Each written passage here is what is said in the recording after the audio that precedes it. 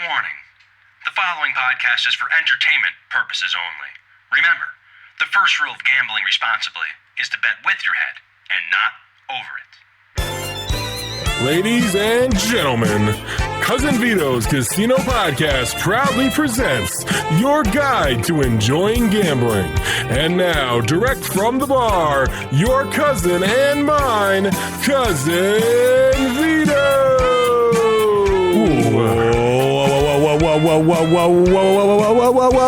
Whoa! Welcome everybody to Cousin Vito's Casino Podcast, your guide to enjoying gambling. I'm your host, Cousin Vito, and together we're gonna make luck happen at the casino. Thank you for checking out another episode of the show. I'd like to welcome back my new co-host extraordinaire, I guess, my Foxwoods and Mohegan expert, Justin Hopla. Vito, oh, I love it. Love that I'm your co-host now. Yeah, you're definitely one of the rotators now. I'm still trying to work on Cousin Mikey. He's down in Florida. He's got to swing by the Hard Rock for me, give me a trip report. So we're hanging in there, but you're doing just fine filling in, I feel like. Oh, well, thank you, and thanks for having me again.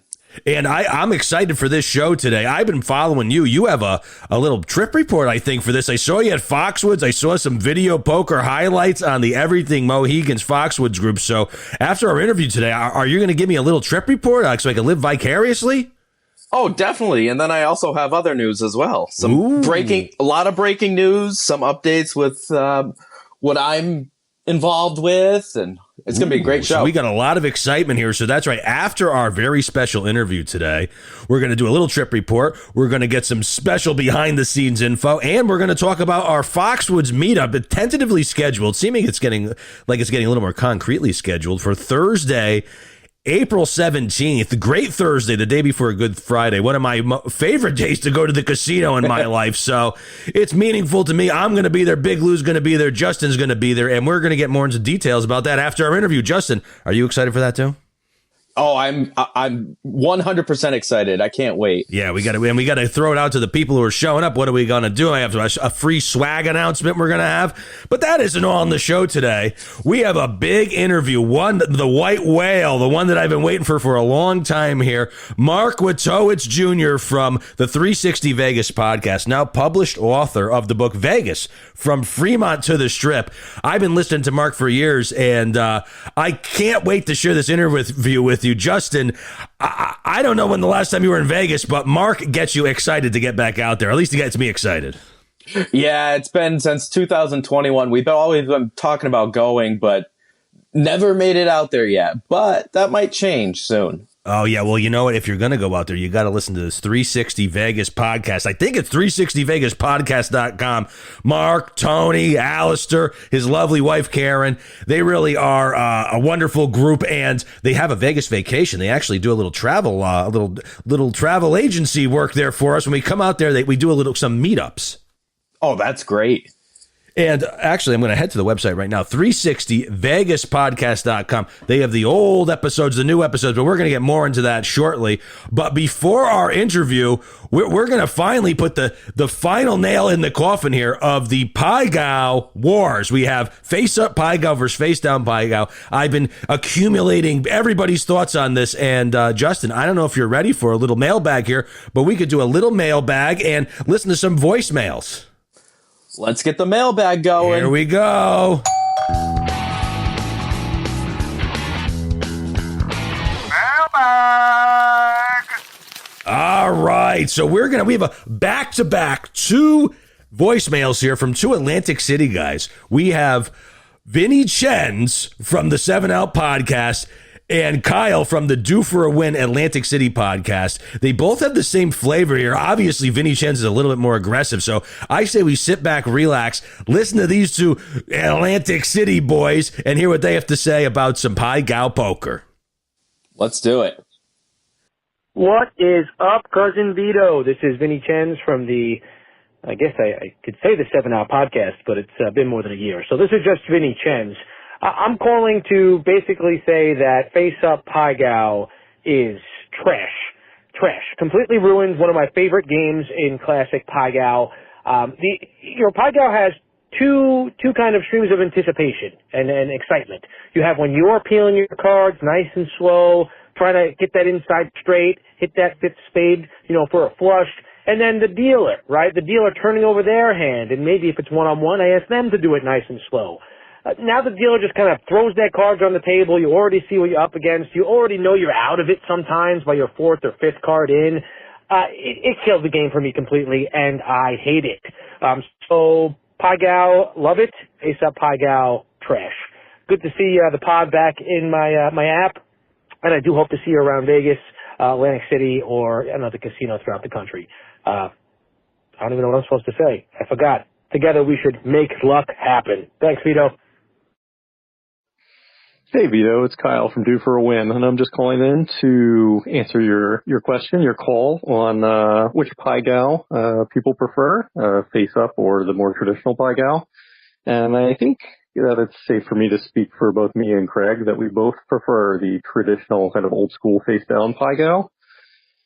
For me, I think it feels a little bit more like a game, whereas face-up Pai Gow, it's more like Casino War, where by the time you're making your decisions, the outcome of the hand is already determined. You've already won or pushed or lost, and you don't really have any decisions to make. You just need to try to set your cards the right way. And, I'll admit maybe for the first hour that you're playing face-up Pai Gow, it's perhaps amusing when you can set your hand in some sort of cute way and split your pair and still push because it was going to be a push either way, or sometimes you can set something 8-5 in your top hand and push because it doesn't matter. But no, for the most part, I do not enjoy face-up Pai Gow. I'm a bit, dispirited when I see it growing more and more, and face-down Pai Gow is becoming a bit of an endangered species, at least around where I'm playing Pai Gow.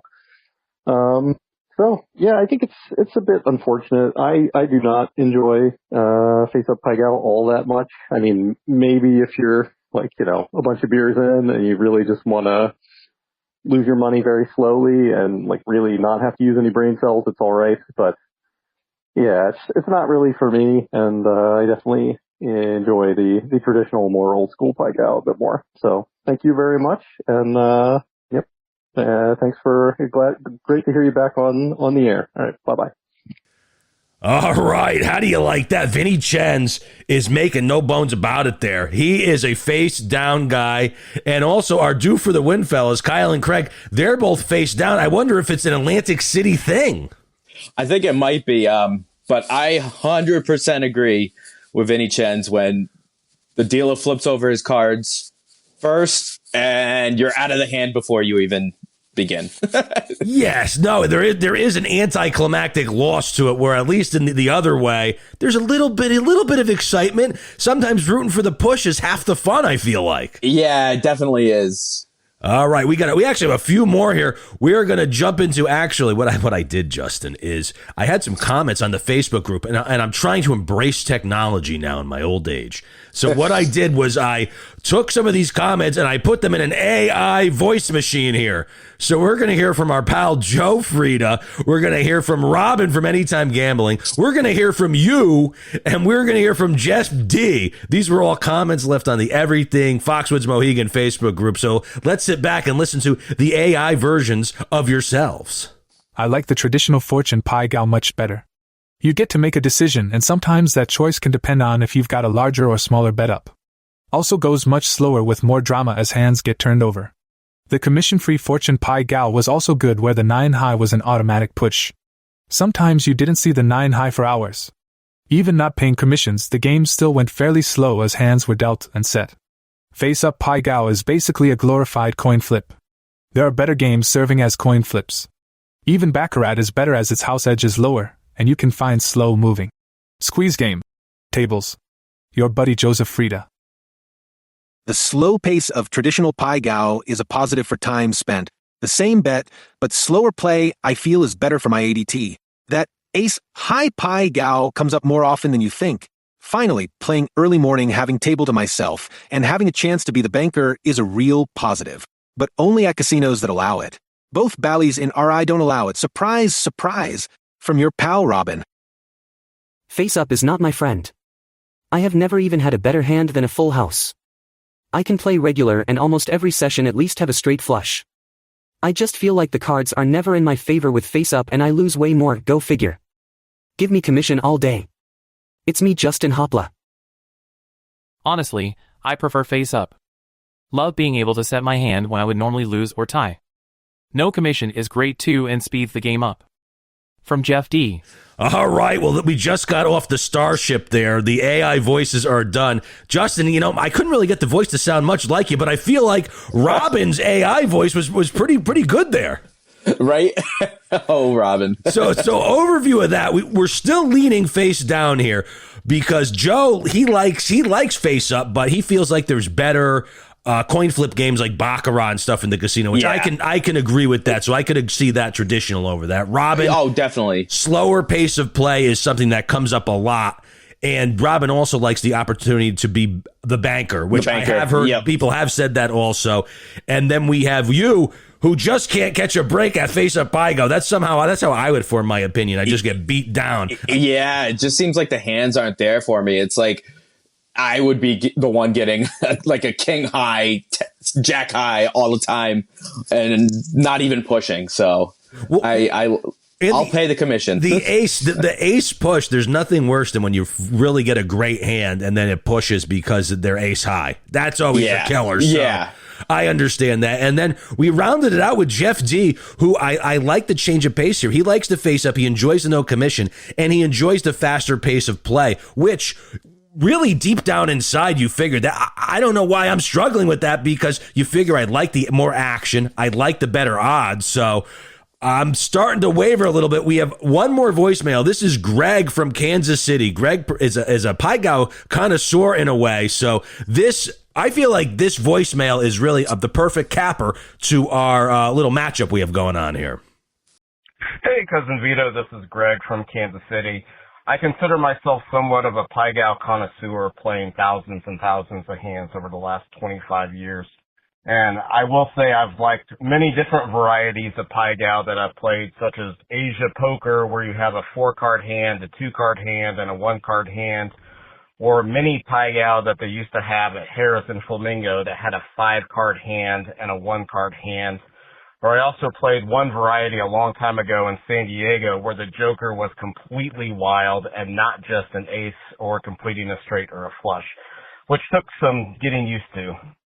I will say overall I probably prefer face-up Pai Gow over the regular Pai Gow because, as W2 Jesus said, being able to figure out the fourth kicker to beat a dealer's hand is a little bit more strategy. I will say of the two varieties of face-up Pai Gow poker, I probably prefer the ace-high Pai Gow push over the jacks beat version that I've seen at Four Queens and Binions in Vegas. I think that the hand should be a push rather than the jacks beat where you actually lose the hand if the dealer has 2 or more jacks. All of that said, the one thing that I miss most about regular Pai Gow is the being able to bank and play against the rest of the table and getting the dealer advantages. But not only that, at a few casinos where you actually get to shake the dice yourself to determine what the number was going to be. Anyway, appreciate the show. Thanks. Bye. Oh, that was Greg from Kansas City, and I think we do have an official Pai Gow connoisseur over here. Definitely. Now, the jacks up with, so basically if a dealer has 2 or more jacks, the Pai Gow wager loses. So that is another twist. You have the ace high, so this is 2 jacks and you lose. Yeah, jacks beat. Never heard of it. Yeah, no, we are not spoiled here. We just have regular, and now we have face up. But he did make a lot of good points there towards the face up, and he honestly, his points kind of sympathized and matched up with a couple of other people we talked to. W2 Jesus and Adam Bauer both lean face up for similar reasons to this. But you do hear people do miss banking, and the faster pace of play people seem to like it, and I get that, and especially you're at the end of the night, you just want to hang back, relax, have a cocktail. There isn't a way to really mess it up at the face-up Pai Gow. Correct. Yeah, that is true. So you know what, Justin? I think it might be time for the final judgment. Are you ready? Let's do it. All right. I'm the judge, jury, and executioner here, but I think we're going to have ourselves a draw. I think that's where we're at. Face I would down agree. Pai Gow. The slower pace, people love it. It's more suspenseful because you get to set your cards and wait a minute. And there's always that exciting conclusion where the dealer flips their hands. Anything could happen. The dealer could have 10 high. We don't know for sure. And with Face Up, people like the faster pace. People like the better odds. And people like it because it's easier to sit back and relax. And I don't think I've listened to this much of the People's Court song in my whole life. How about you? Listen, this thing really kicks up here. I think we did it, though. All right, so that was our mailbag. We finally finished it. The Pai Gow, the great Pai Gow debate. And I think that's the way to go. If you want to hunker down, slow play, if you need to bank, and you want a little more suspense and excitement, you go to that face down. But if you want to sit back, kick your feet up, I would say smoke a cigarette. You can't do that anymore. But sit back, have a nice, easy time, have some cocktails, text some girls on the phone, whatever you do at the table. The face up's the way to go. So I think we put the nail on this one. I think so too. Yeah, that's a good way to put it. All right, momentarily we're going to jump into our interview with Mark from 360 Vegas, the author of Vegas from Fremont to the Strip. And remember, after that, we're coming back. We are not done. Justin has a big Foxwoods trip report. I thought I saw 4 deuces with a kicker on his on the Facebook there, so we got to check in with that. We're going to talk about our meetup, and we're going to have some general fun times after the interview. But Justin, are you ready to hear from Mark from 360 Vegas? Let's do it. All right. Without further ado, I'd like to welcome in Mark Wojtowicz Jr., author of Vegas from Fremont to the Strip. All right. I am live on the hotline here with a legend in my mind, a Las Vegas historian in his own right, published author, host of the 360 Vegas podcast, Mark Wojtowicz Jr. Thanks for coming on the show. Thanks for having me, Vito. Mark, this has been a long time coming. You may not realize this, but when I did the podcast years ago, this is probably just one email that you get out of a bunch of emails. I tried to get you on the show, but you're a hard get. You were almost like the Howard Hughes of the podcast industry at the time, because I worked on you and I couldn't get you. It took me years here, so I'm excited for this one. I was very much like the Howard Hughes of podcasting. You're not the first one to refer to me as such, but the book has really kind of brought me out of my shell. So I opened up to anybody that was interested and wanted to discuss it. No, and honestly, I was on a whim. I was like, I'll message him. It's been probably about 5, 6, 7 years. And when you said yes, I really got so excited. I already had your book in the mail here, and we're going to get to this book here, but I would be, doing a disservice to everything I feel like you've done for the Las Vegas fandom community over these past years. Because 360 Vegas, your podcast, we're talking, you're almost on 14, 15 years now, correct? That's correct. It started in 2011. Wow. Yeah. Host of the podcast. And you're also a little bit of a travel agent. The 360 Vegas vacations years ago, I think I went to the 4th one maybe, but you're on number 15 now, coming this June, South Strip centric. That's got to be fun too, playing travel agent to all us, Vegas junkies. It's a blast. I mean, it's when we early on started doing the show, some of our most popular episodes were the trip reports. And we're like, well, why don't we just bring people along? Like, it seems like people want to relive it with us anyway. Why don't they just come along and be with us? So it really was, like, I say that, I'm a travel agent for other people, but it's really, I'm just planning the trip that I want and everybody's coming along. And in a way, that sometimes is the best trip, because I looked back to all my Vegas trips, and one of my most memorable trips was coming out and meeting you guys for the 360 Vegas vacation. And thank you. Weirdly, I was on your website, like just before this, I was like, let me go to the website. You have all the old Vegas vacation itineraries up there, so I was actually able to confirm it was Vegas Vacation 4, and you had some pictures up on Flickr, so I was able to see how thin I was back then too tonight. Nice. So, a little smile about that. I thought I was heavy back then, but I didn't realize. And before we move on, actually, I got a story. I don't know if I've ever told this story before, so I was scrolling through your stuff, and so one of your first podcasts years ago in 2011, and so I haven't, and I'm not trying to claim I was a religious listener for all 15 years, haven't missed an episode, but when I was in college, I was getting a master's degree in education, and I had to do a oral presentation and be like some historical, like an unsung historical figure, So everyone had all these great people who invented this, who did that.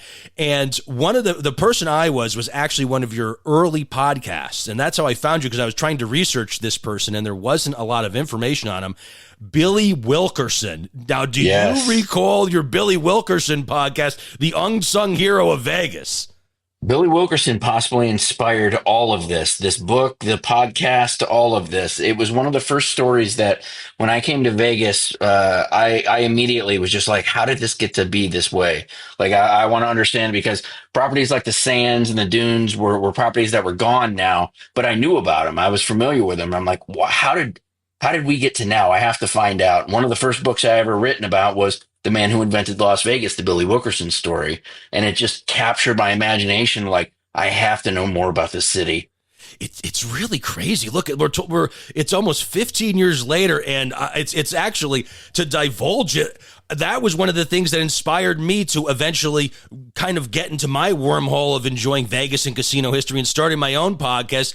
And you were one of the few people that actually had information on it sounds crazy on the internet, but you're talking back then, there wasn't a lot of Billy Wilkerson websites out there. It was you. There was maybe one book or two I used as a reference, but I dressed up as Billy Wilkerson and did my oral presentation, and I don't have the write-up, but you might have actually been one of my sources back then, was the 360 podcast, as crazy as that. And it just dawned on me when I was scrolling through, looking at your website, and I was like, oh my God, this was it, the Billy Wilkerson podcast. And I don't know how I didn't draw two and two together, but again, thank you for coming on this show. And how does it feel to be a published author here? And I think this officially makes you a Vegas historian. Do you look in the mirror and think that and say, look at me, it's Mark, I'm officially a Vegas historian? It's still sinking in. I love the title. I love the idea that I can honestly say I'm a published author, that I can now legitimately say that I'm a Las Vegas historian. I now have documentation to support all those things. So really it is still kind of setting in, because it is what my goal was. When I first fell in love with the city, I wanted to learn everything I could possibly learn about it. And then the podcast just spawned out of that, because it was like, well, now I'm excited and I want to share with everybody what I'm learning. But I knew that they were such big masterpieces that I was working on. Like even Billy Wilkerson's was really almost like a book report for me, because like you said, there wasn't a whole lot of resources out there. And as I got more into it and the internet evolved, I was able to fall down a lot more rabbit holes. Well, I forgot your question. My question was really more, I mean, I was calling you a Vegas historian. I was kind of nudging you, saying, how does it feel to be one? But, you know, I understand where you're coming from. It's hard to sometimes say, I can't believe you've done that. But you took a lot of leaps here. I mean, how many years ago was it now? I. Enjoying, because you started the podcast, you weren't living in Las Vegas, and you picked up and, you know, had I guess the cojones to do a thing that a lot of us want to do, and you moved out there. And, you know, to me, not that it's a before and after with your podcast, but that was a huge move. And it's like you put your money where your podcast was there, and how far you've made it since then is really, you know, it's something to admire. Thank you. I appreciate that. Now, your book is still on top of the Amazon charts here. It's honestly, I can almost shed a tear being like all these years, and the timeless nature of these podcasts. So obviously you're listening to this podcast. If you haven't listened to the 360 Vegas podcast, or, you know, you turn them on now and check them out, you can scroll back all the way to 2011, and a lot of these are timeless episodes you put together. Like the Billy Wilkerson is just one example, but you could sit and listen to that today for the first time, and it doesn't matter that it was 10, 15 years old, because of the effort you put into the research behind everything. Thank you. I appreciate that. That's why they take so long to research, because a lot of times, you know, it's a lot of reading, and there are a ton of books out there, but, you know, there are intricate details that I was looking in to find out, you know, how these properties evolved that wasn't there. And it did require a lot of internet research, and it did require a lot of rabbit holes to fall into before, you know, you're able to go, well, you know, take Vegas myth and turn, you know, and figure out what the Vegas fact of it all is. Oh, yeah, and Vegas myths. There's no shortage of myths, so that's probably half the battle. I mean, we're going to get in a little bit to the, we'll jump right into this book here. So normally, you have an author on, you say, oh, what inspired you to make the book? But you have a decade of more worth of great work you've done researching Las Vegas history. But while you were doing this podcast, was there like a moment where you were like, you know what? It's time. I'm going to pen this book. I mean, I could only imagine how much work you had to put into this, because this isn't like a pamphlet here. When it came in the mail, I was like, what did I get off Amazon? It almost is like a phone book. Yeah. She's got a story to tell in her. She's a thick one.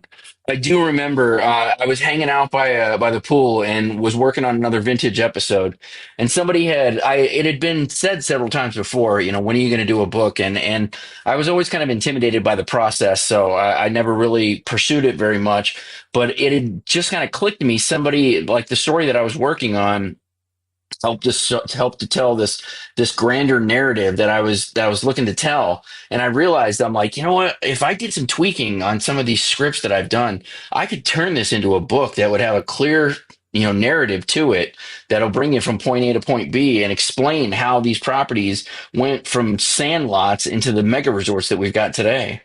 And now, how was the process of writing this? Was most of the time we bite off more than we could chew, but was it what you pictured? Was it a lot harder? Was it actually easier because you did a lot of this research, or did you find yourself, having to update a lot of research? I threw like 10 questions at you there in a row, but basically, what was it? What you imagined having to put a book together like this on something you love?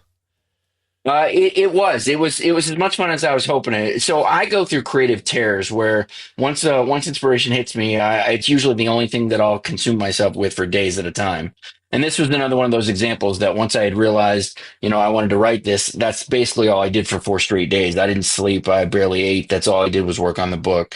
And it was, since I had done all the primary research on it, and I had been keeping up with things as we were going on. So, like, one of the examples is Billy Wilkerson. I've actually remastered Billy Wilkerson because I've read other literature about him, and wanted to make sure that I was properly carrying on the legacy of Billy Wilkerson. So I've actually remastered his. I've remastered our Tropicana episode. I've remastered anything that I think needs to be updated. Thunderbird's another one, because the Thunderbird they finally ended up opening Fountain Blue. So I ended up remastering that one. So while I was writing these, and as time's going by and I'm getting new information and I'm updating them, the conversion to make them into a book. So the way that I make notes is just everything is bullet point. Everything I do is bullet point. So it was really just taking that format that I had and turning it into consumable paragraphs, because the story was already there. The updates were already there because I was already keeping things updated. So it really was just pulling into my archives, dusting off some. Every once in a while, there's one that like going, ooh, I forgot I got to update this one. But for the most part, it was just putting it into the story. Like I had been telling the story for so long, it literally just finally hit me like, on let's do this. And I think technology is really what made it a lot more fun, because like I was hanging out by my pool on my iPad editing a book. Yeah. I'm like, what world am I living in? This is amazing. You know what? 2011, Mark, to think that you would be sitting by the pool in Las Vegas writing a book about Vegas, he probably wouldn't have believed you if you told him.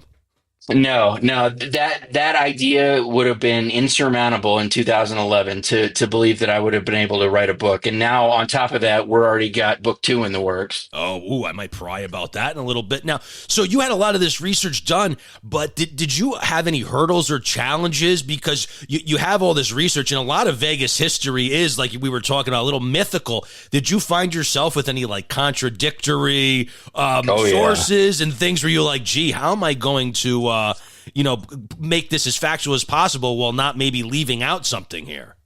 There's even something in chapter 1 that at some point in the research that I had done, I couldn't get answers. I found, part A, I found part C, but I couldn't figure out how they got it to equal part E.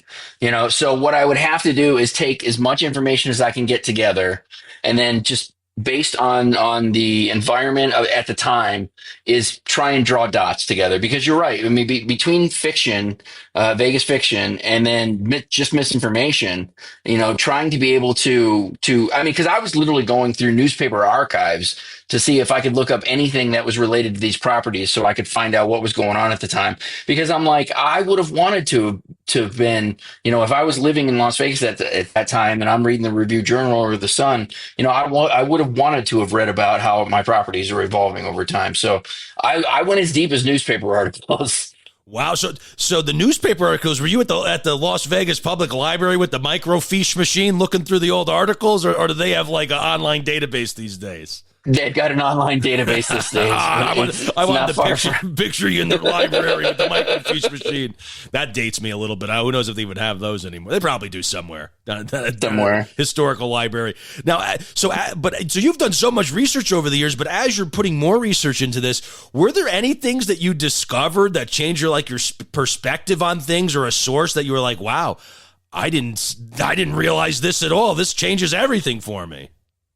I don't know if it changed everything, but I came to appreciate more that Bill Bennett and Steve Wynn are kind of like jerks. Like they're brilliant, and they get single-minded, and they're focused on their task, and they know how to accomplish their goals that they want to go through, but they kind of steamroll over people to get there. Now, Bill Bennett liked to pay his people really well, so a lot of people kind of forgave him because of that. And then there's the illustriousness of working with Steve Wynn that you could clearly see the value in putting up with some of his stuff.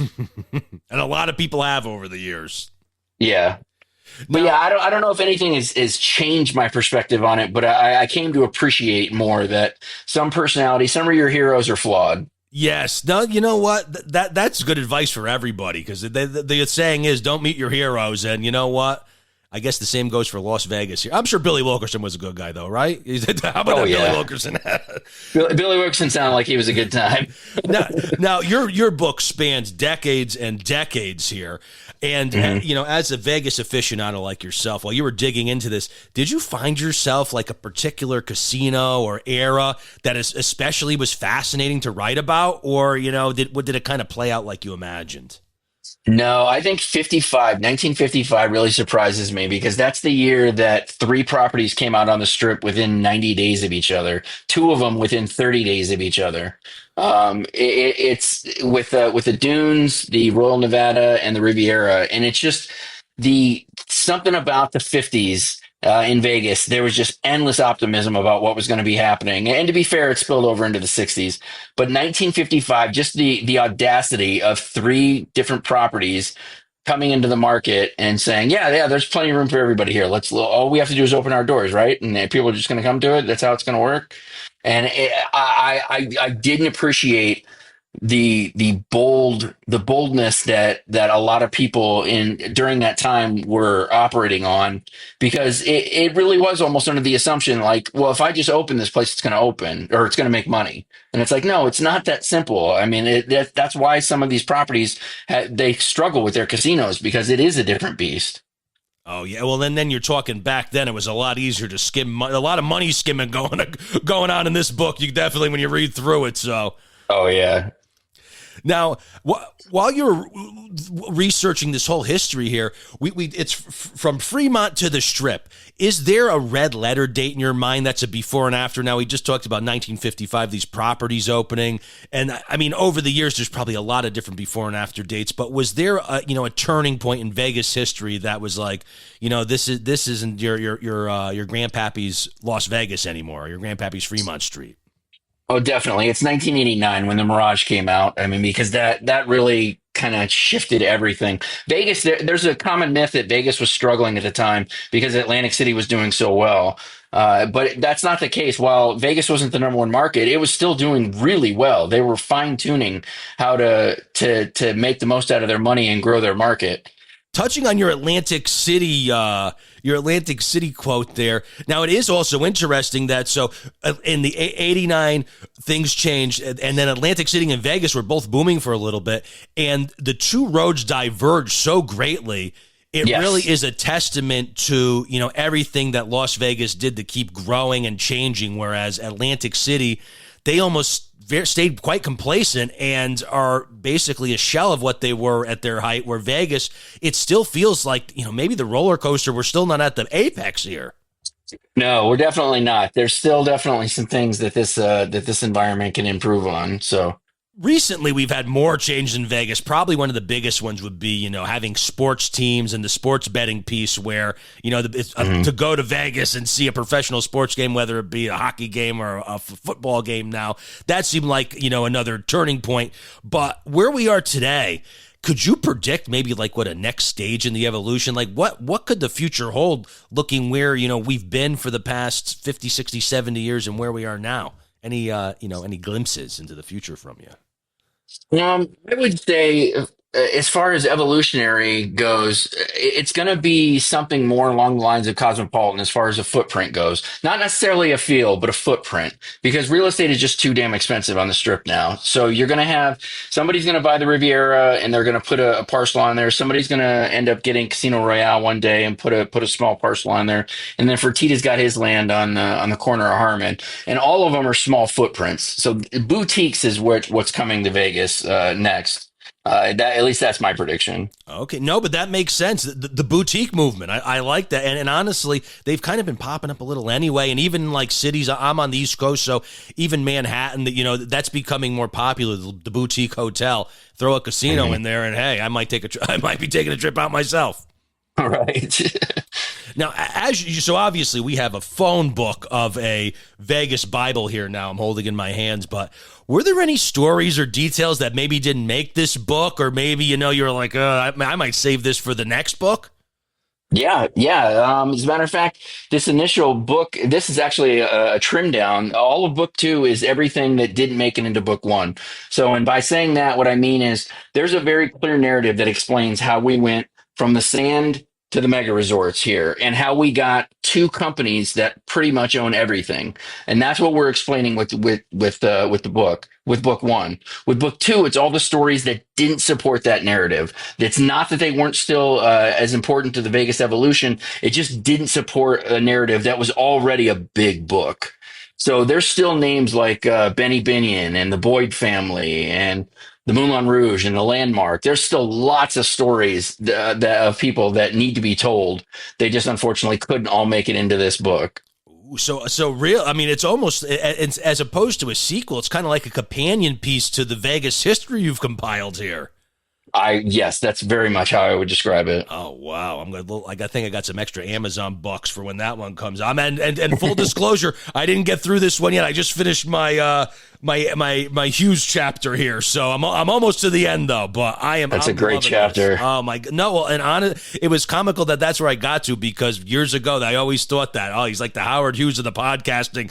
Well, nobody can get a hold of him. We can't get him on the phone.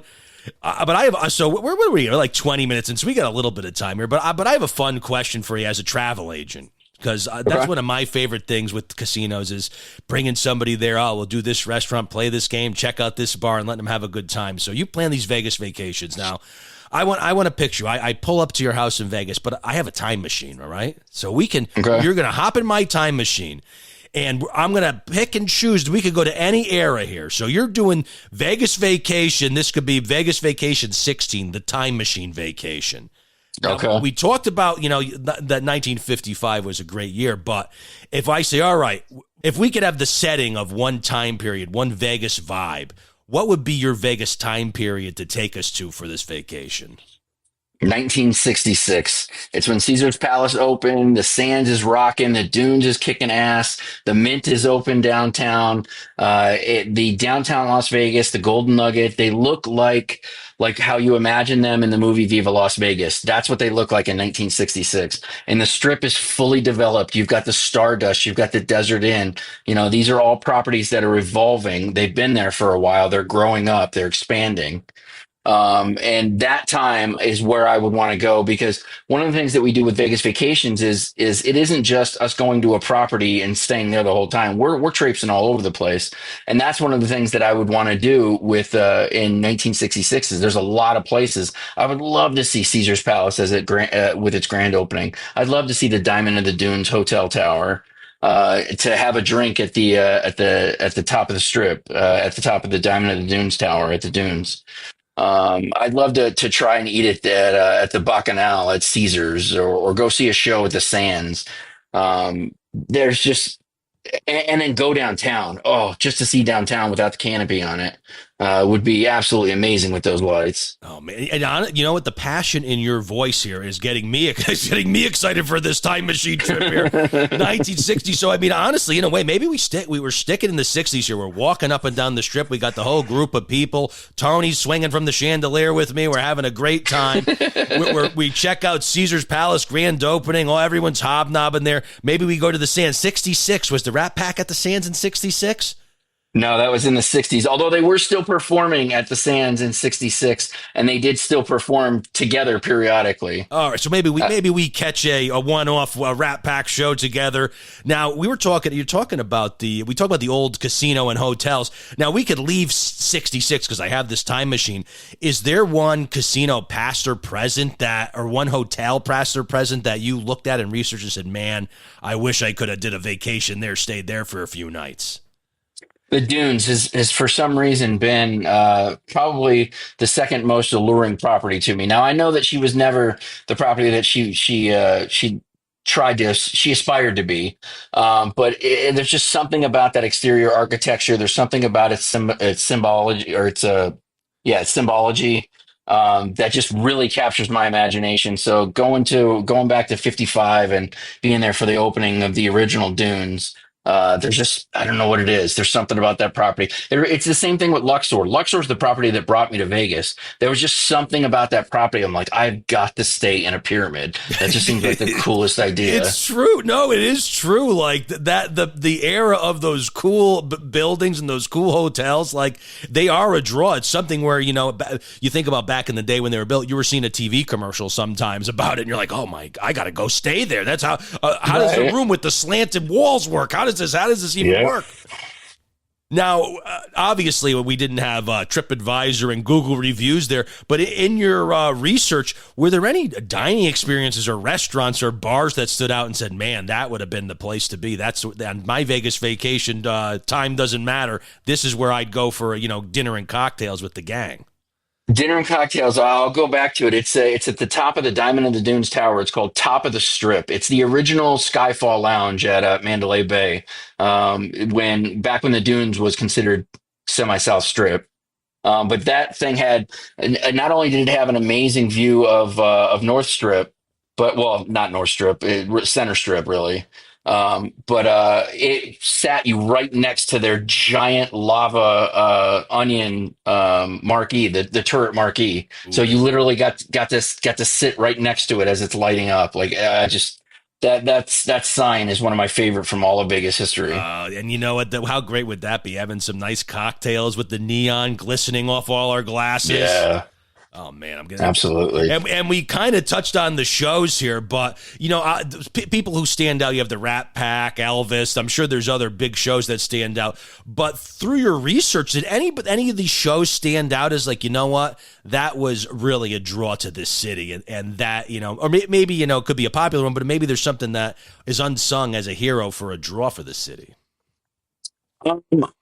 Probably Wayne Newton would probably be the closest thing. Wayne Newton, for some reason, just printed cash. I mean, he's a guy like Steve Wynn that, like, if you know Vegas, you know who Steve Wynn is. But people who don't know Vegas have no idea who he is. And it's the same thing with Wayne Newton. Wayne Newton is huge in Las Vegas, but step outside of it, and most people are like, I don't even know who you're talking about. And it's true. And Wayne Newton, too, he really did transcend a lot of media, too, because I feel like Wayne Newton in the 80s and 90s, he was making guest appearances on television shows. He really got himself out there. Yeah, he was a Bond villain at one point. No, honestly, what a career he had for, Right. He's one of those ones where it's like, if you're reborn, can I take somebody's shoes? I know, he's right? One of the ones that you put some time and thought and say, you know what, that was a pretty good run there. Right, exactly. Now, Mark, I've run through my questions already here. It's great having you on the show, and we've I already pried into your book here, but with the 360 Vegas podcast, any upcoming episodes, any upcoming treats coming to that? No, I've tried to. I've been lucky to have this podcast as a creative outlet for all these years, and it's kind of given me so much. And then talking to people like yourselves, and you really kind of get perspective as to the number of lives that you touch, and it's overwhelming. It's a pretty fantastic feeling. Oh man! Well, I want to thank you for coming on the show. Now, I'm going to keep bringing you back in here. It's like I got a fish on the line here. I don't want to throw you back yet, Mark. Now, doing all of this, is there anything that obviously you've had? I'm assuming you've had an outpouring of people, kind of like myself, saying thank you for the book and thank you for all that you've done over the years. Did this book? Did you feel like it really, brought your community together? Definitely. There's been a rallying cry behind it. It's something that people had asked for so long. And I was honest when I decided that I was going to go ahead and do it, because I was intimidated by it. Like I knew that I knew how to write. I knew that I knew how to tell a story, but I didn't know how to get it published. And that's who I've got to thank above all else is Dr. Dave Schwartz from the UNLV Gaming Institute. That guy took me under his wing like a mentor and helped guide me through the entire process on how to get my book edited, how to get the artwork done for it, and then how to get it published with Amazon. And I literally could not have done it without him. And the greatest thing about it was just that, like I said, he treated me like a peer. I mean, and this is somebody that I had looked up to. I mean, I'm a huge fan of his work, but he was top notch. I can't thank him enough. Oh, and honestly, rubbing elbows, to me, he is another premier Vegas historian of our era. So, I mean, the fact that you worked with him, I think that definitely crowns you as a Vegas historian, Mark. I got to tell you. Well, thank you. It's a designation that I've been striving for. So it feels good to say that I've earned it. And there's one question about perseverance that I actually did not ask that I'm curious about as somebody who you have hopes and dreams of doing stuff. When you were doing this, when you were writing this book, was there ever any moments where you were like, oh man, what am I doing? What did I bit off more than I could chew here? Or you hit the ground running and your heart just poured into this book and you didn't have any there was no looking in the rear view at that point. It's funny when you say that, because when we first came up with the idea to do the show, it was primarily vintage. That's the only concept that we had. And I wrote Billy Wilkerson real quick, and I started getting into to the other topics that I was going to write about. And I realized that it was going to be a lot more difficult than what I was doing with Billy Wilkerson. Like I said, Billy Wilkerson was basically a book report. My first vintage was a book report on Billy Wilkerson's The Man Who Invented Las Vegas. So once I realized, like, man, this is going to take a lot longer than I expected if I'm going to be able to do it to the level of quality that I expect it to be done at. And that's when we came up with the idea for doing the regular show, where I'm like, you know what, on top of doing all this historical research, I'm keeping up on what's going on in Vegas every week. Why don't we just do that? So that way, in between episodes, we can, we've got this regular podcast that we can do, and then whenever I've got a special vintage, we can release that. And that's how that all came about. Well, and honestly, the way you ended up doing that really turned out brilliant, because as somebody who was a fan of the podcast, it was great to have a change of pace, because you almost had like your fun, almost like a variety live show with all all the guests around. You have all this fun, right. And then when you want to hunker down, or I'm going on a car ride to the casino and I want to like really zone in, you could go find those vintage Vegases, and there's points where you're looking forward to the vintage Vegas release because it's a topic you're really excited for, at least from a listener perspective. Yeah, I'm super proud of those things. I listen to them myself, which is to me, I think is weird. I don't know why, because I can read my own book and I don't think it's weird. But listening back to old podcasts, especially my vintage podcasts, they're my pride and joy. So of course, this book is an extension of that. Well, just so you know, those vintage podcasts don't go unappreciated because to me they're part of the Vegas history in a way because of all the painstaking research you put into them, and the fact that you re-release some of them and go back and redo them, they work as living documents, as opposed to something where that's in a dusty pile somewhere. You're bringing Vegas back to life for us with your podcast and with this book and with the sequel coming out, I guess. Thank you. That's exactly what I'm trying to do. Well, Mark, I don't want to take up any more of your time. I want you to get back to the typewriter there. Actually, what am I saying? You got to get back to the pool with your iPad out there. But I want to thank you again for coming on the show. Everyone, head to 360vegaspodcast.com. You could head to Amazon. I'm going to put a link to this book, the book in the Amazon. Or in my show notes here, but it's Vegas from Fremont to the Strip, How Las Vegas Evolved. So let's look that up at Amazon or click the direct link to this in the show notes, because if you're a fan of Vegas, fan of podcasting, you got to listen to this podcast and you got to buy this book because, I'm telling you, it's like a phone book. It's worth it. $19.99, $9.99 on Kindle. It's the size. It's bigger than the white pages. It's almost the yellow pages. It's so big. It's wonderful. It's 500 pages. Yep. You didn't skimp. You didn't. I got to tell you, you wrote a book and you went all in. You did not come out with a pamphlet. You came out with a whole book here. That's for sure. It's true. Actually, while I got John here, it's screw it. We're here, right? So you're living in Vegas now. How has that changed your perception or your love for Vegas? Has your love grown? Did you ever have any regrets since you moved out there? It's funny you say that. Just this week, I was reflecting on one of the things that I lost moving to Vegas is that feeling of it's time to go to Vegas. Like you've got your bags packed, you're getting on the airplane, you're in flight, or you're landing, you're getting out to the airport, you see the slot machines, you're like, I'm in Vegas, I can't believe it. And I lost that moving here. But one of the cool things about it is I've met some of the coolest people, yourself included, that I consider to be friends that I've met because of this. They're some of the best people that I've met in my entire life. And I get the opportunity to keep meeting awesome people like that. I've already got something that we've got in common that we can talk about. So it's like, you don't have to worry about that. But I get the opportunity to still enjoy this city because it's still a special thing for me to go down to the Strip or to go downtown. It's like 25 minutes from my house, so it's something that I can't see from my house. So I still get that excited feeling when I'm driving and I finally start to see it in the horizon. So I still have some of the excitement that I used to have, and some of it's evolved. It reminds me of a successful marriage. If you're married for a long period of time, that love grows, it evolves, and that's what I would say is the biggest thing that's changed is that my love for it is just, it's become, I appreciate it even more.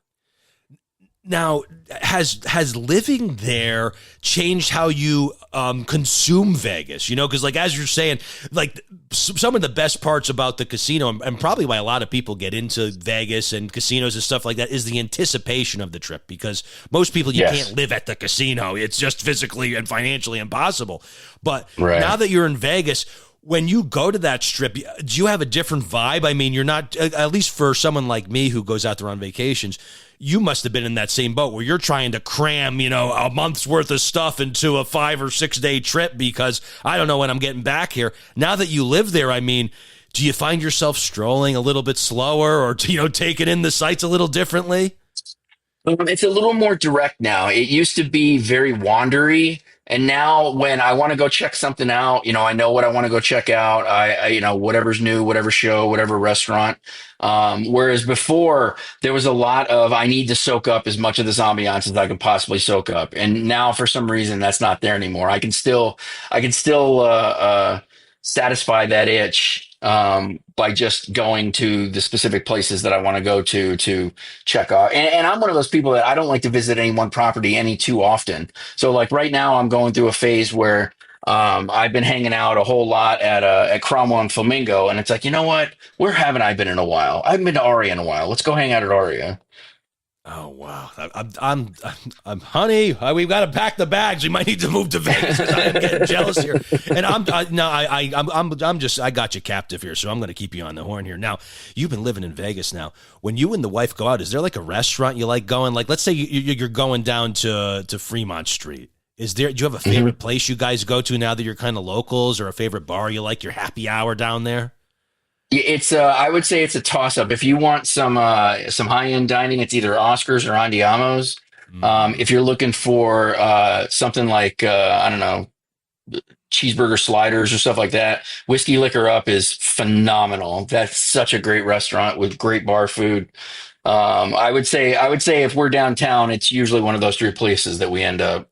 And how about those strip properties? Do you find yourself like going to the strip last, or do you ever say, oh, let's go to Hell's Kitchen? Like, does that happen now that you live there, or are you like, the tourist goes to Hell's Kitchen?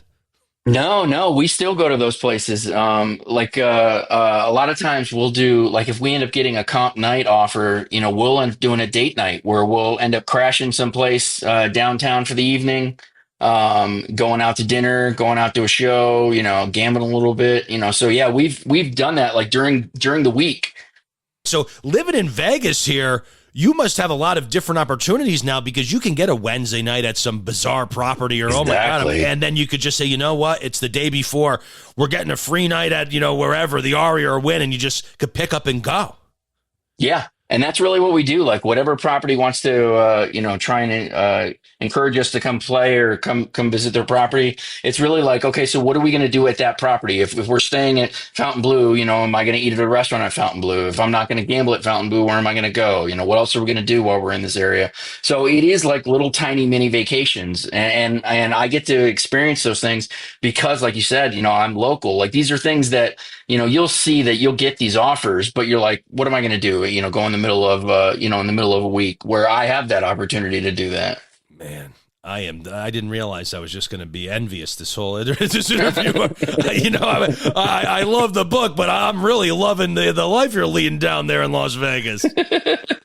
But you know what? I think I'm finally going to let you off the hook here. I'm sorry. I just love having you on here. I love talking Vegas and talking casinos. And actually, Absolutely. I got one more for you, okay, as the gambler in me. Now, you're living in Las Vegas, Fremont Street. The gambling, obviously, is something nobody can really pull off full-time unless you're a real savant or really ferocious.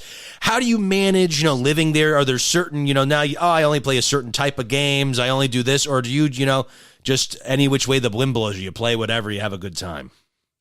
It depends. It does depend. Like if I want to gamble, like if I really need to gamble, I know where to go. That's a locals casino. I'm not going downtown or Fremont, or I'm not going downtown or to the Strip. I'm going to go to Red Rock or to Durango, where I'm going to get favorable odds at video poker and at blackjack. So there's definitely that mood where you're like, I just want to gamble. And then, but for the most part, at least recently for me, the gambling has been less of the appeal and more of the activity that you do while you're enjoying other people's company. So I've been saving those for my trips down to downtown into Fremont, which has made those trips even more exciting because now I'm not gambling as much as I used to gamble. So there is a strategy to it, being a local.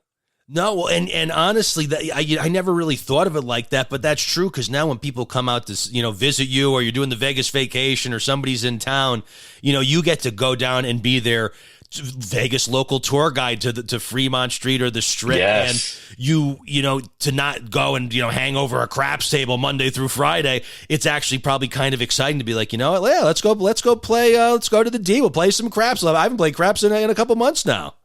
Yeah, very much so. Now, did you have a favorite game you play at your locals casinos? Is it the video? Because I've been on a video poker tear myself. I've been, I'm ultimate Xing it up lately. But any sort of, what's your go-to locally? I don't know why I'm embarrassed to say it, but those individual bubble craps games, just the little individual baby ones, because the game moves so much faster than a regular slot machine. I mean, granted, you don't have the camaraderie and you don't have the ambiance of a real craps table. But man, if you just want to play some craps, and play rapid, it's fantastic. I love it. Well, and do not be embarrassed, because I honestly have been enjoying it myself out here on the East Coast. I had a recent trip with my buddy Big Lou, and we were doing some tag team slot play together. Just putting $100 a piece, and we're sharing a ticket. And we was like, oh, there's a bubble craps over here by the Stadium Gaming. And we had a blast on the bubble craps together. And in a way, we still kind of had, because we were both playing on the same ticket, we had a little bit of that camaraderie there, slapping fives. We had, that's cool. I never thought of that. The small on the all tall small together, and with our money pooled, it was like, this is almost the same thing. And it was kind of like for him, a little bit of a craps lesson too, because I was able to have the time to be like, all right, I'm going to buy the 10 here. That means this is going to happen. So in a way, it was almost like a nice teaching tool to have somebody have fun that way. Maybe if you go to a craps table, it's moving. So, and the limits too. The limits kill you, where like the nice thing about the bubble craps is you could play light if you want. You don't have to go in and say, all right, I'm at a $25 table here. My knuckles are already turning white. Please, one or two bad rolls. I'm like, oh my, where's the ATM actually? No, I'm with you. I 100% agree with you. And it's funny, somebody asked me, they asked me to teach them how to play craps, and they was like, where's the best way to do it? I'm like, bubble craps. We're going to go to bubble craps. I'm going to show you how to play. No, and it's true. And that, I mean, other than if you're at a quiet $5 table and the stick man and the dealer and everyone's talking to you, the bubble craps is the way to go, because you have time to actually be thoughtful, think about it, say, okay, we play the hard ways. 7's going to lose it, but when here's the button, this is what the button means. You can really sit down and have a good time and low stress situation, because that's really what scares people away from a lot of the table games too. Is you don't know how to play, you don't want to sit down, especially like craps. You feel like you could make a fool out of yourself. I guess if you start putting your hands in the table and hitting the dice, there's a lot of taboo things, and the bubble craps is the way to go. Mark, I might come out there. We can play some bubble craps together. Absolutely. That sounds like a plan, Vito. All right. Well, I'm officially going to let you go here before I come up with any more questions for you. It was great having you on the line here again. I already said the website, but we're going to say it again, 360vegaspodcast.com.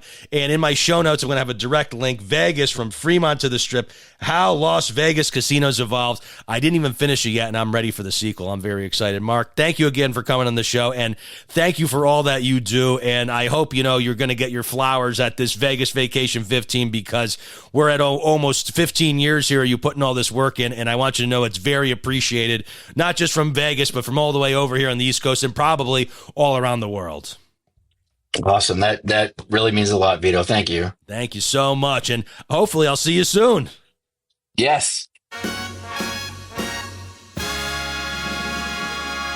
Woo-wee! What a sit-down that was with Mark from 360 Vegas. And Justin, I was so honored to be able to interview Mark, because I've been listening to him for, over a decade here, and nothing but congratulations to Mark out there in Las Vegas. Yeah, that's great interview, and congratulations, Mark. I think he's officially a Vegas historian, but I think we're in the midst of a Foxwoods casino historian there, because, Justin, are you ready for a big bomb and Foxwoods trip report? Oh, yes. Trip reports. Yeah. This past weekend, you're listening to this just moments ago, I think Justin got home from Foxwoods. But, Justin, you headed out to the Foxwoods Resort Casino for a nice one-nighter trip, or was this a two-nighter? Well, Vito, one night turned into two. Hey, sometimes that's the sign of a great casino trip. And it was indeed. So I'm gonna pry a little bit. So, which tower were you in? So actually, we kind of booked a little later. So we took Pequot on Friday, and then Saturday we moved to Cedar because Pequot was sold out. Ooh, a little halfway. Now, did the room move change the mojo, the gambling mojo? Yes, it did, and not for the better. All right, so the Pequot. So we started out good. So you arrive at Foxwoods. What's the first thing you do? You check into the room. Are you going to play, or do you guys have some whining and dining you're going to do? Oh God, no! We went right down to the floor. That's what we always do. We go right down to the floor. I'll go sit at video poker. My fiance will go play some slots, and we meet up. Dinner time, had dinner in the lounge. It was pretty good. Ooh, how was dinner in the lounge? And this is the lounge located where the Veranda Cafe used to be. Yes. The Canopy Lounge. What was it? They had a fish. They had like a skirt steak. Little shrimp cocktail. Yeah, I got a whole plate of shrimp cocktail. And some veggies, and that was good enough for me. Nice to satiate you for a little more gambling. Yeah. So how did your opening video poker go? I see you're playing some Super Times Play. Are you double Super Times Play? That's like That and well, now I'm kind of dabbling with Ultimate X a little bit more, but I used to be strictly double super times pay, and I'm venturing out a little bit. Well, I've been honestly thinking of venturing in. I've been doing the Ultimate X, and I've been watching your wins, and I haven't seen an Ultimate X win like that in a while. Your super times pay wins are pretty exciting for me. Sitting home watching you on Facebook. Yeah, they don't happen often, let me tell you that. But it started off where I got dealt 4 to the Royal times 3, and 5 play, 10 cents, so $3.50 a hand. That seems to be my sweet spot. I've tried them all: 5 cent, 25 cent, 10 cent, 10 hands, 3 hands, 5 hands. It just seems to me to be the best bang for my buck.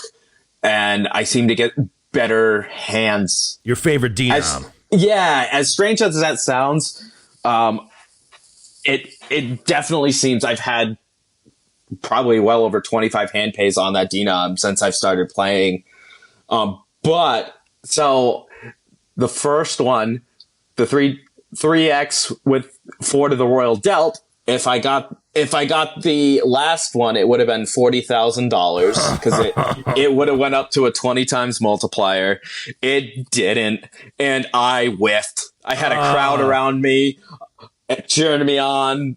I recorded it, and I whiffed. I think I did see that video because I remember being like, "Ooh," and then by the end you're like, "Oh, yeah, ouch!" You could hear the excitement, totally get eviscerated. Yeah, I haven't hit a Royal since last February at resorts in Atlantic City. And it was actually on single hand first, and then I hit another one on the multi-hand, the double super times pay. But so take 2. I move bars. And I get which bar did you start at? Not just to, the first one was at the Grand. Okay. The new Grand bar. And then the second one, it seems like that's your opener. That's your normally opener. Normally, well, so that's where that happened. But I normally always start at Truth. I always go to Truth first. And then I think the second one, I could be wrong. I think it was at Spin. Okay. Yeah, I went to Spin over in Pequot. Oh, very nice. Spin. That's like the it has the elevators, the little smaller bar. Yes, over there. The smaller bar. I that's one thing I like about staying in that Pequot is your little side elevators when you're on that side. Exactly. Yes. Right in the slot up to side. The room quick. Yep. Like James Bond through the side elevator. Yes. So I had another 4 to the Royal dealt. This time, no multiplier. Take out my phone, record it again. Whiffed again. It sounds like I'm playing with you because that's what happens when I play. Yeah, so it was like, oh, come on. So at this point, you're like, this isn't my night here. Yeah, at this point, you're down a few bucks. And, then, not even, I'd say 20 minutes later, I get dealt 4 deuce, deuce, deuce, with an 8 times multiplier. Ooh! So the 4 kicker is going to play. What type of poker were you playing again? Triple double. I only play triple double. Okay. So I like max volatility. Yeah, I was going to say nice high volatility. Yes. So in triple double, as much as you hate to do it, I always hold the kicker, no matter what. Some people don't. Statistically, it is the right move to hold the kicker. It is an emotional. That is one of the toughest things to do. I'm with you on because your instinct wants to say, I want 2 shots to get the 2. Like that. Right. And the basic strategy, I think you're right. I believe it says you hold the kicker and hope for the 2. Which is a hard one. It's hard in your head to say, well, wouldn't I rather get the 4 of a kind than have the kicker? But yes, mathematicians say it so, I believe. So this time, I don't take out my phone and record. Yeah, you know exactly where this is going. You know exactly where this is going. So I hit the button. I blank on the first hand, blank on the second hand, blank on the third hand, hit the deuce on the fourth hand. It took an extra second, hit another deuce. So I hit 2 of them for $1,600 each for a total of just over $3,200. Oh, that's a nice night. Well, I can see why you stayed the second night now. I can see where you're like, oh, yeah, we might as well. Yes. So that is my biggest video poker win to date. Wow. And yes. And what were you betting a hand again? $3.50. $3.50. So $3.50 per hand times 5 hands? Nope, that's total. So it's okay. It's 7 credits. Okay, all right, 7. Yes. All right, so 7 credits on each of the 5 hands. Yes. So 70 cents a hand. That's actually for a nice low. That's a lower wager to get a large payoff like that. Actually, that I might have to steal your denomination. What are you saying? You're doing dimes, dimes. 5 hands, double super times pay. All right, so it's all right. And the 7 is basically like a max bet on the super times pay. It is. Yeah, okay. You pay the extra 2 credits for the chance for 2 multipliers. I might have to what's it called? Follow that. I'm gonna when we do our meetup. Actually, we're gonna have to do that. But before we get to our meetup, you weren't done yet. So you had now did you just play video poker? Your fiance was playing slots. You play anything else, or after that big win, who knows what you do? I might just go to the bar. Oh no, I stayed at the bars until closing. And closing was at 2 a.m. at Foxwoods? 2 a.m. And then I went to slots. And there's a reason why I stick to video poker. We'll just put it at that. Oh yeah. It was not a good not a good session. One type of slot you like playing, or were you bouncing? Oh God, around? no! We ended up closing down Central, so we stayed and played video poker a little bit after they closed, and then I like the Central. I enjoy video poker there. And then I kind of just putzed around down in Fox Tower playing a couple different machines. I played Buffalo and Friends, Dragon Trio, all the staples. Yeah. Aristocrat, a couple of Aristocrat games, and I didn't do too well, so I roll into bed, and then we live to fight another day. Now, did you book the room for the next night after you won, or did you book it the next day? Oh yeah, right after I won. That's what I'm talking about, right? Oh, I'm waiting for the hand pay. Excuse me. Yes, I would like to add to my reservation. Exactly. And so you go to bed, you wake up the next day. I did see you went to Dave Burke. How was that Dave Burke? You didn't get the burger, did you? No, I'm so sorry about that. I told everyone that I had the crap on the burger. It was so terrible. No, I texted you jokingly saying I asked for the burger at dinner and they asked me to leave. Right there, and while you were down there, you did do some reconnaissance for me. You went to our Grace By, and we got the actual name here. Lou wanted to say Naya. We were saying Nia.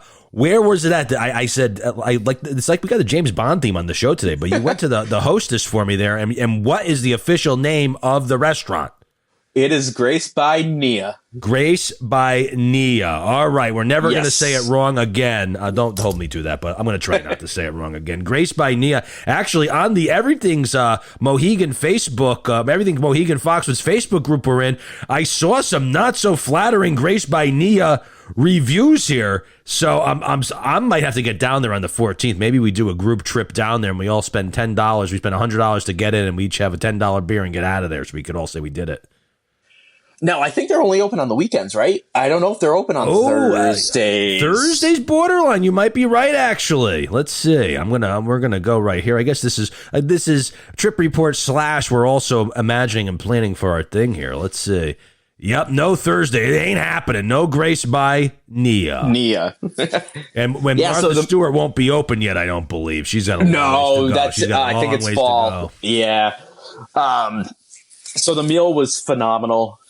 I got the angry surf and turf, and my fiance got and then my fiance got the New York strip with the drawn or the butter on it, and then some Brussels sprouts and some Like a little spinach. Yeah, no, I know. Yeah. That's how gluttonous I am. I could recite your meal to you after seeing the picture. And you forgot about the side of spinach there, Justin. Exactly. So, it was a long 2 days. So, gambling wise, I really had nothing to report on Saturday. It was pretty uneventful, pretty bad. It's a typical trip. No. I mean, it was kind of, I was done little side note. I'd like to thank the patron, the nice gentleman who returned my $200 ticket that I left in the machine at DraftKings because I was carrying our leftovers. And I was more concerned about the leftovers than my ticket. So DraftKings. You left Burke and you went and played at DraftKings a little bit. This was a video? Yeah. Poker? Ooh, look at you. Video poker. You were like, all right, let's get the vibe, a little different vibe, big screens. Yep. I wanted to go. We were walking back to the room anyway. We were kind of beat. This was only like 8 o'clock. We're kind of like, okay, well, we'll sit here for a couple minutes, play a couple more machines, and then I went over. After DraftKings, I went over to play, and my fiance went over, played some slots, and then I was doing a little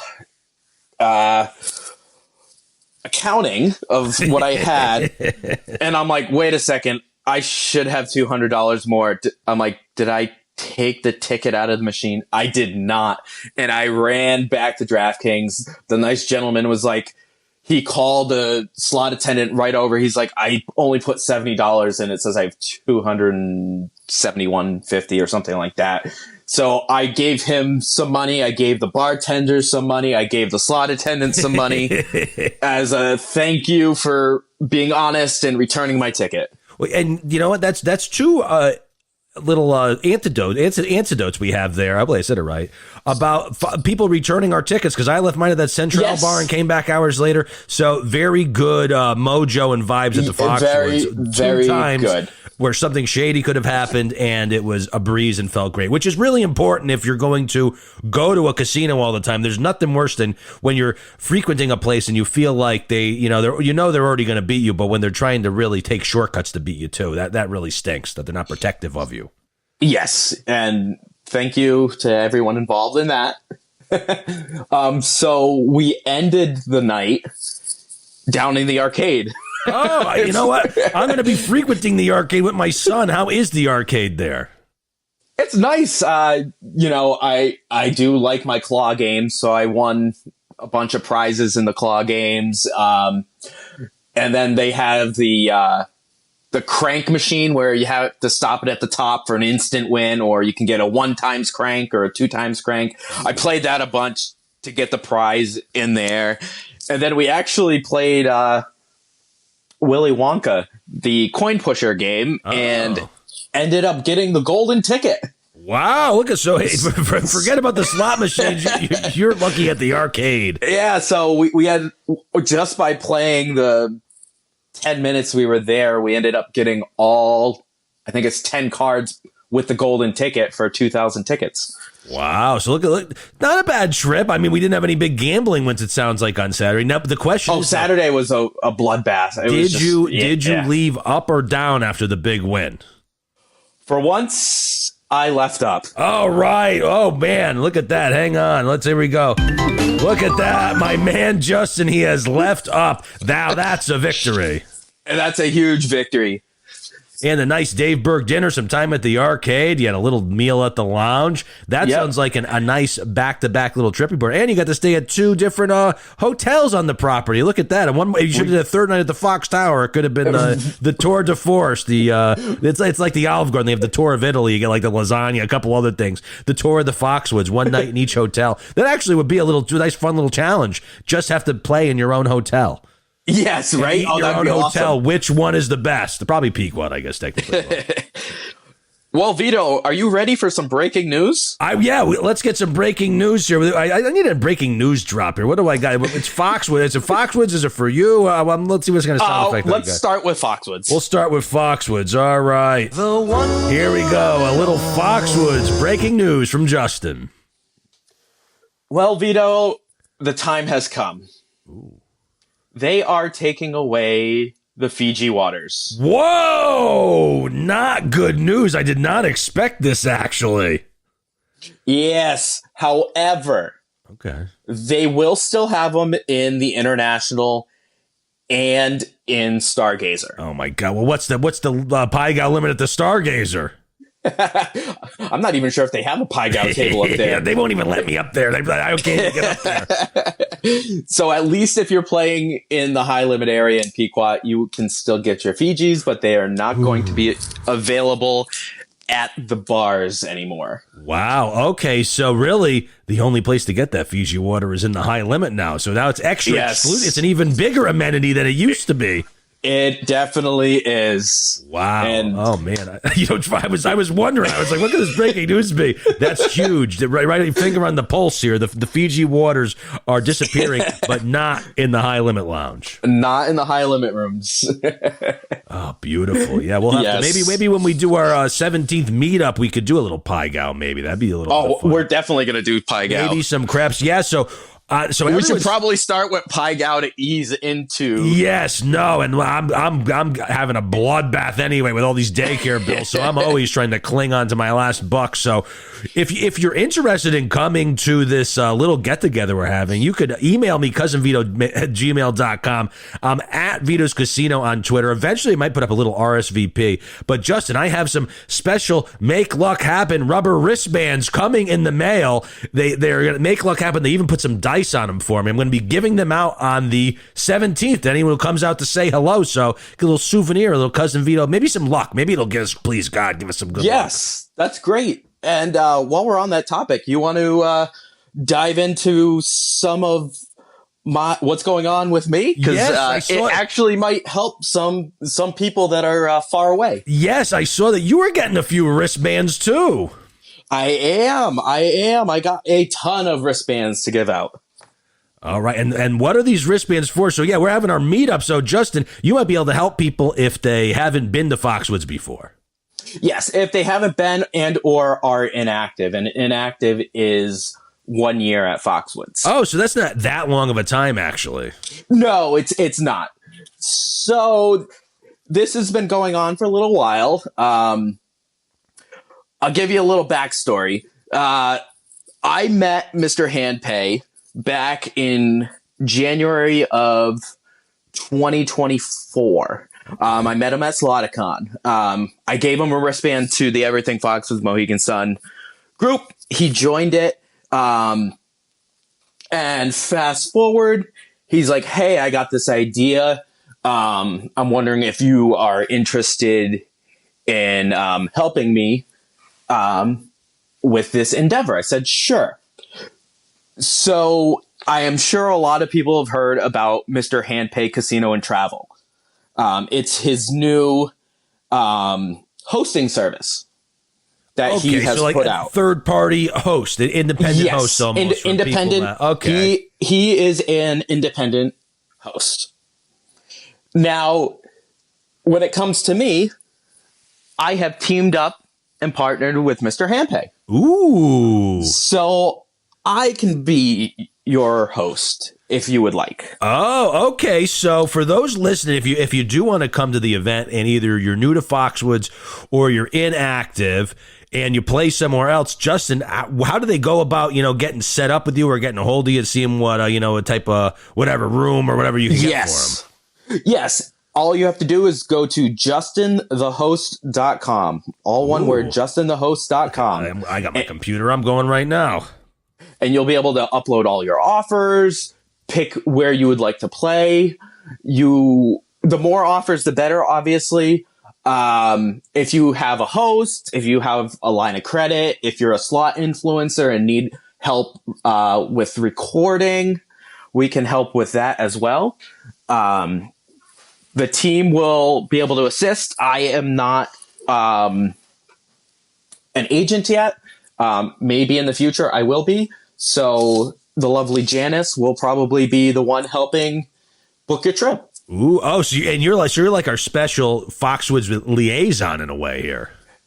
Well, it's not just Foxwoods. I've got a lot of players that want to go on a cruise that we have coming up in May 15th to the 18th out of Miami on the MSC Seascape. All right, with the Mr. Handpay Cruise. Well, actually, Yes. And the way the cruises go, you could probably come to Foxwoods, play a little bit, and you could probably see yourself getting a cruise offer. Not having to be Daddy Warbucks here. That is true. They do it, I believe, in December. But obviously, if you play enough anywhere else, you would get better offers. 90% of the offers that they give out are interior rooms. So if you play pretty well, we could probably get you a better deal than an interior room. Ooh, yeah, the interior that could be dreary. I mean, not if you're partying the whole time, but if you want to lay back, romantic weekend, look out the window, not happening on the interior. Yeah, and then also I started a new casino group just solely based on this. It's called U.S. Casino Enthusiasts. All right, on Facebook here, U.S. On Casino Facebook. Enthusiasts. All right, I'm hanging in there right now also. All right, so this is almost like, it's kind of like what we have for our Mohegan Foxwood, but this is for to basically create a community of people that have casinos all around the world. Around the world. And it's not limited just to the Northeast. This is for Vegas. This is for cruises. This is for Florida, the Midwest. It's for everyone. We had one person already put out. He went on a Victory Casino cruise recently and did a little trip report on that. So I'd love to see you. I'm trying to gain some membership to help as many people out as we can to get you the comps you deserve. All right, look at that. So yeah, if you're thinking of coming out, I mean, it doesn't just have to be on April 17th for our great Thursday celebration, but head to what is it, justinthehost.com here. justinthehost.com. Head to justinthehost.com, sign up. I'm sure we have some instructions there, and Justin will help you maybe get a room at Foxwoods, maybe get on a little cruise, but at least worst case, try to get you in the right direction to get some more comps out there. Yeah, and of course, if you have any questions, you can reach out on Facebook. I fielded many questions pertaining to this because I can help facilitate if you're looking for something specific, if we can host you in certain properties. I'm always willing to help wherever I can. All right, look at this. Very exciting. All right, so Justin, I think we really put in the work today. We put a serious episode together here. We got to the bottom of our Pai Gow face up versus face down. We heard from 360 Mark, and honestly, your trip report's inspiring me. I want to play some of that Super Times Pay video poker, I feel like. When we do our Great Thursday meetup, we should probably pay some Pai Gow. And again, if you want to come to this meetup and hang out with us, Big Lou is officially on board. So Big Lou and Cousin Vito Eats is going to be there. Maybe we'll go get a Gordon Ramsay Hell's Kitchen cheeseburger, the award-winning Foxwoods burger there. We could do that together. Yes, let's do it because I have not tried it yet. So if you're planning on coming, hit me up somewhere. CousinVito@gmail.com, at Vito's Casino on X. You can find me on Facebook, Vito Marchito, Marchitto. I'm in the Everything Foxwoods Mohegan group. We'll probably be posting there a little bit. We're not going to have a huge itinerary unless we get a ton of people, but I figure we'll get some free swag bracelets. Between my bracelets and your bracelets, something's got to be lucky, right? Very much so. I think so. All right. And you know what, Justin? I don't know what it is. I don't know if it's the fact that we learned so much about Vegas today, the fact that we settled our face-up versus face-down Pai Gow debate, or I don't know if it's the excitement I'm getting from our little meetup that's coming on April 14th, but I got a funny feeling between me, you, Mark from Vegas, Justin from Connecticut, Mr. Handbay from all around the world, that together we're going to make luck happen.